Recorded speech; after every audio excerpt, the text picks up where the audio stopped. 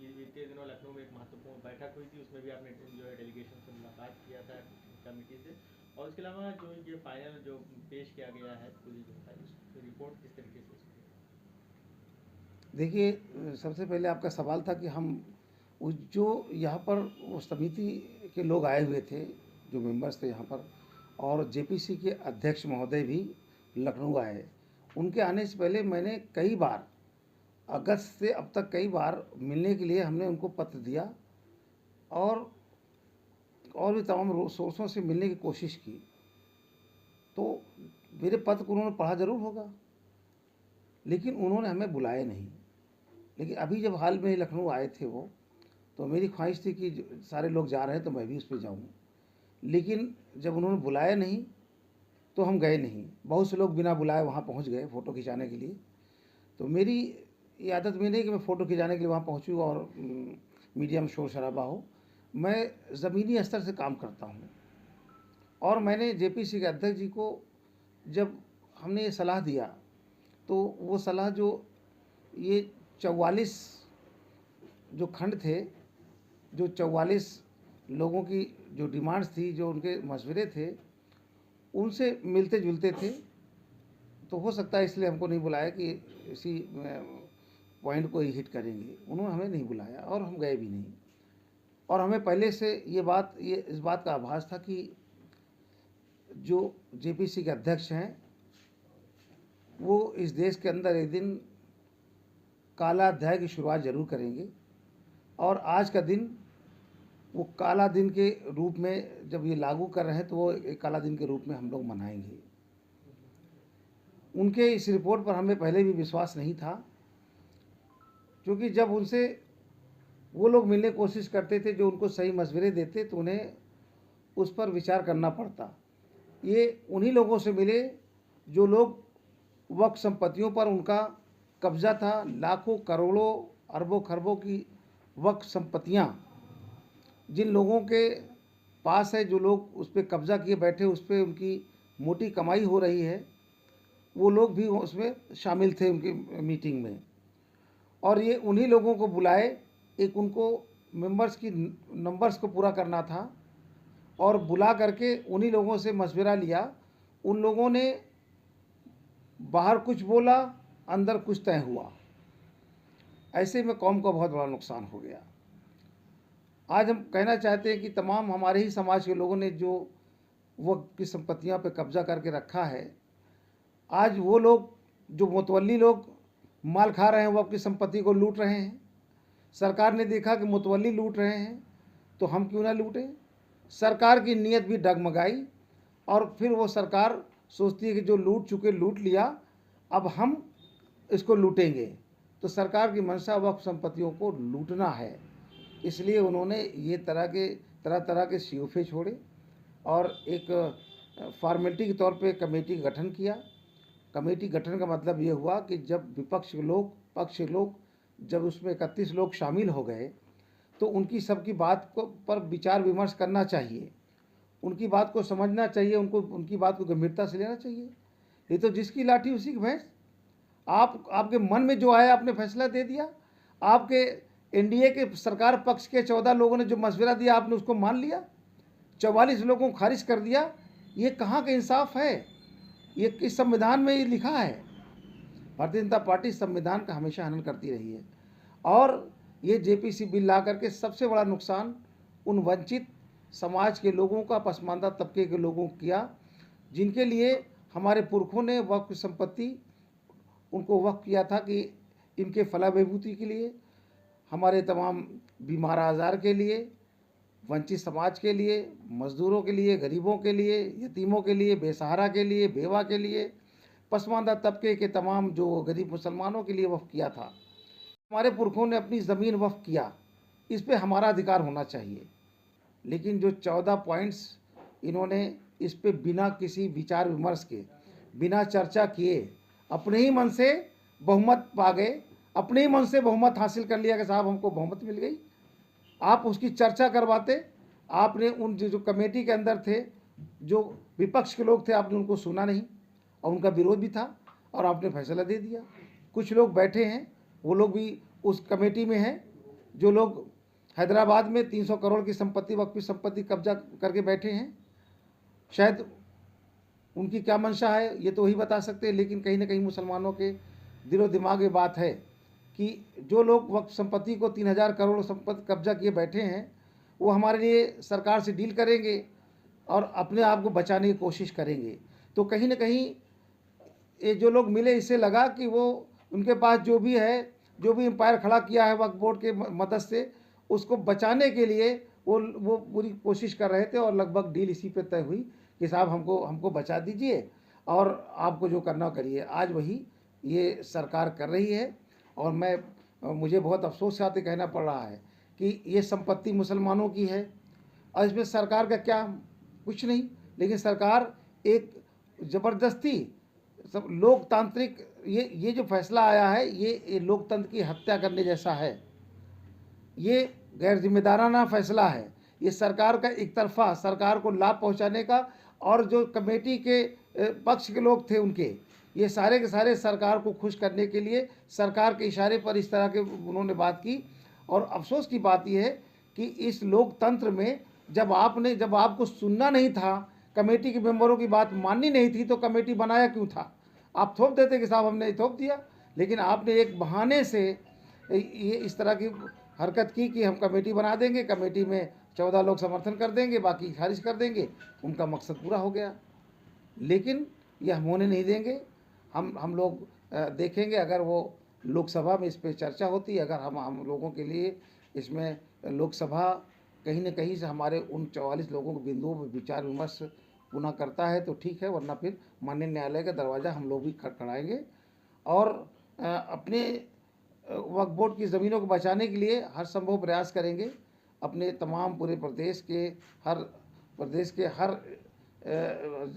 हर state में हम memorandum देंगे और हमारे लोग अपने शांतिपूर्ण ढंग से इस लड़ाई को आगे लड़ने का काम करेंगे। मुख्यमंत्री साफ साफ कह दिया है कि जो है माफियाओं का जो है जो गढ़ है वो वक्फ बोर्ड के अंदर कहीं कहीं दाखिल है। तो ऐसे में जो है बातें तो वही हो रही हैं कि वक्फ बोर्ड को जो है कहीं डकैती और जो चोरी का जो इल्ज़ाम जो है मुख्यमंत्री साफ साफ लगा जाए। जब मुख्यमंत्री जी कह रहे हैं कि माफिया उस पर कब्जा करके उस पर लाभ उठा रहे हैं, तो मुख्यमंत्री जी भी तो उस ज़मीन को अपने हथियाना चाहते हैं। जो काम जिनको माफिया कह रहे हैं वही काम तो मुख्यमंत्री जी भी करने जा रहे हैं ना। ये डीएम को क्या, इन्होंने जितने प्रावधान किए हैं 14 के 14 प्रावधान तर्क संगत गलत हैं और ये भारतीय जनता पार्टी की एक सोची समझी रणनीति का हिस्सा है। अगर वक्फ ज़मीन पर आप कलेक्टर पावर दे दें तो कलेक्टर मनमानी करेगा, सरकार की सारी कलेक्टर काम करेगा। कुल मिला के इनकी मंशा है कि मुसलमानों के जो हमारे पुरखों ने ज़मीन, वंचित समाज, बेवा बेसहारा गरीब तबके के लोगों, पसमानदा मुसलमानों के लिए जो ज़मीनें दिया था, उस पर कुछ मुतवल्ली और कुछ कौम के ज़िम्मेदार लोग जिस तरीके से भ्रष्टाचार कर रहे हैं, तो उनको लगा कि हम क्यों ना एक प्लानिंग के तहत वो सारा के सारा हम उन वंचित समाज से छीन ले। तो ये सरकार की जेपीसी कमेटी की रिपोर्ट से सबसे ज़्यादा अगर नुकसान हुआ और सबसे ज़्यादा अगर प्रभावित हुआ है तो वो समाज, जिस समाज के लिए, पसमानदा समाज के लिए माननीय प्रधानमंत्री जी घड़ियालू आंसू बहा रहे हैं, बार बार पसमानदा के हालात पे चिंता जता रहे हैं। अगर सच में पसमानदा के हितैषी थे तो ये जो भी वक्फ बोर्ड का फ़ायदा होना था, जो भी वक्फ बोर्ड के लिए प्लानिंग करनी थी, वो पसमानदा मुसलमानों के लिए करने चाहिए थे। ये आज कल तो काला अध्याय एक जेपीसी कमेटी ने जगदम्बिका पाल ने लिखी दिया। जगदम्बिका पाल महाभ्रष्ट, जगदम्बिका पाल सरकार के इशारे पर काम करने वाला शख्स। हमको पहले से उस शख्स पर विश्वास नहीं था कि ये कहीं ना कहीं सरकार के इशारे पर भ्रष्टाचार को बढ़ावा देगा और वक्फ की ज़मीनों पर गलत रिपोर्ट और गलत तरीके से रिपोर्ट ले करके और रिपोर्ट पेश करेगा और गुमराह करेगा। तो क्या लगता है कि जो कमेटी बनी हुई थी उसमें जो मुस्लिम जो सदस्य थे उनकी बातों को इग्नोर किया गया या उन्हें अपनी बात रखने का पूरा मौका नहीं मिला? क्या उन्हें नज़रअंदाज किया गया? भाई देखिए, जब आपने कहा कमेटी बनी और कहा कि सारे लोग अपने अपने मशवरे कमेटी को दें, तो जो उसमें मेंबर्स रखे उन लोगों ने भी, और मेंबर के अलावा 500 लोगों ने भी अलग से, 572 लोगों ने अलग से भी अपने मशवरे भेजे और मेंबर्स ने दिए। तो सवाल इस चीज़ का है कि जब वो मशवरे गए तो उस पर आपने विचार नहीं किया, आपने उस पर कोई चर्चा नहीं किया, आपने सीधे सीधे थोप दिया कि साहब ये 14 लोग हैं जो इनकी बात, ये 14 पॉइंट को मानेंगे। सभी खंडों पर विधिवत उस पर चर्चा होनी चाहिए थी और ईमानदारी से चर्चा को गंभीरतापूर्वक सुन करके तब न्याय करना चाहिए था। लेकिन जब उनके मन में पहले से नीयत खराब हो, पसमानदा तबके के हक को हड़पने की उनकी जो पहले से कोशिश हो, वक्त ज़मीनों पर पहले उनकी निगाह हो, तो ये उन्होंने केवल एक फॉर्मेलिटी करके और उस ज़मीन पर कब्जा करने की पूरी कोशिश की क्या है। लगता है पूरे प्रोसेस में एक तरफा सुनवाई हुई है? बिल्कुल, ये आज पूरा देश इस बात को जानता है और यहाँ तक कि देश के तमाम वो नागरिक जो सामाजिक तौर पे समाज में काम करते हैं वो सब आज उसकी निंदा कर रहे हैं कि ये गलत हुआ। आपने कमेटी बना के इतने लोगों को रखा और आपने विपक्ष की बात को बिल्कुल नहीं माना, और जो पक्ष के आपके सांसद, आपके घर के पॉकेट के लोग थे, उनकी बातों को लेकर के आपने फैसला दे दिया। तो अभी इस मामले को लेकर आगे कैसे आप क्या खोल जाएंगे? हम अभी ये चर्चा होनी, अगर चर्चा लोकसभा में चर्चा हो गया, चर्चा में अगर माकूल हल इसका नहीं निकला तो निश्चित तौर से हम माननीय सुप्रीम कोर्ट का दरवाज़ा खटखटाएंगे और मुझे पूरा भरोसा है कि हमें वहाँ न्याय मिलेगा। उत्तर प्रदेश ने जो रिपोर्ट पेश की है कि सिर्फ रेवेन्यू रिकॉर्ड में सिर्फ 3000 वक्फ हैं, उसके अलावा जो भी वक्फ की ज़मीनें हैं, जो भी वक्फ संपत्ति है 1,27,000, वो रेवेन्यू रिकॉर्ड में नहीं है। देखिए, बात आप सही कह रहे हैं कि सरकार ने जब इससे पहले सर्वे कराया था तो सरकार के लोगों ने धीरे धीरे करके वक्फ संपत्तियों को सरकार में निहित कर दिया। जब पता चला, धीरे धीरे सरकार की मंशा पहले से खराब थी इस प्रॉपर्टी पर, और उसके बाद आज जब ये बातें हो रही हैं तो कहीं ना कहीं जो इसमें मुलव्विस लोग थे, जो इसमें शामिल थे लोग, पहले शुरू से लेकर के अब तक ये कि हाँ साहब ये वक्फ बोर्ड में दर्ज नहीं है, ठीक है ना। वक्फ बोर्ड में जो दर्ज है, और जहाँ पर हमारे लोगों ने जिन लोगों ने दिया है, हमारे पुरखों ने, वहाँ पर वो काबिज हैं, मस्जिद बना करके, मदरसा बना करके, इदारा बना करके, उसमें जो भी है चीज़ें वो सबको मालूम कि ये वक्फ की संपत्ति है। अगर वो उन्होंने अधिकारियों ने दर्ज नहीं किया और हमारे लोगों को गुमराह किया और दर्ज नहीं किया तो ये अधिकारियों की गलती है, लेकिन वक्फ संपत्ति है और उस पर लोग हैं और उस पर मस्जिद बनी, एक हज़ारों साल पहले से सब कुछ चला आ रहा है। तो वहाँ पर सरकार अगर ये चाहेगी कि हाँ वहाँ पर जाके उसको खाली करा लेंगे तो ये बहुत मुश्किल काम होगा और ये देश के अंदर सबसे बड़ा मतलब समझ लीजिए कि लोकतंत्र की हत्या होगी। कमेटी के अंदर जो कमेटी बनी उसमें कम से कम जो उन्होंने बात की 2 गैर मुस्लिम रखेंगे, 2 गैर मुस्लिम का रखने की क्या जरूरत। हमने तो नहीं कहा कि आप बालाजी मंदिर पे हमारे मुसलमानों को रखिए, हमने तो ये नहीं कहा कि आप राम जन्मभूमि पे रखिए, हमने जितने आपके धार्मिक स्थल वहाँ पर तो नहीं कहा कि आपके कमेटी में हमारे मेंबर होंगे। आप 2 गैर मुस्लिम को यहाँ डाल करके सभी स्टेट में डालेंगे तो क्या क्या करना चाहते हैं। आपकी मंशा साफ है कि आप हमारे अपने मेंबर के जरिए हम वहाँ पर मनमानी करेंगे, हमारे लोग हमारा साथ देंगे। सर एक बहुत अभी बात सामने नजर आई है कि इसी वजह से जो है कहीं के धोखाधड़ी का काम जो है जो और की पार्टियां हैं और या वहाँ वक्फ बोर्ड में जुटे हैं वो लोग करते हैं। देखिए, कल इन्होंने अपनी रिपोर्ट सौंप दिया और देश के अंदर जितने भी कौम के ठेकेदार हैं अभी तक उनकी आवाज़ चूं से पूं नहीं हुई। वो सारे के सारे लोग डरे हुए हैं क्योंकि वक्फ संपत्तियां उनके पास है और वो इस मुद्दे पर बोल करके सरकार से पंगा नहीं लेना चाहते हैं कि अगर हम इस पर ज़्यादा सामने आएंगे तो हमारी कलाई खुलेगी और हमसे वो ज़मीनें छीनी जाएगी और मेरे खिलाफ ईडी सीबीआई की जांच सरकार शुरू कर देगी। इस दहशत के मारे अभी सब लोग चुप्पी साधे बैठे हुए हैं।